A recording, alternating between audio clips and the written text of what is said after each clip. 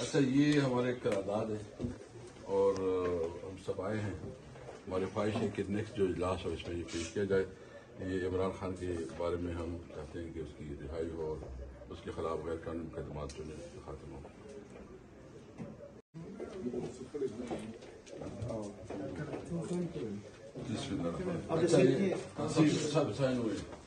अच्छा, ये हमारे करारदाद है और हम सब आए हैं।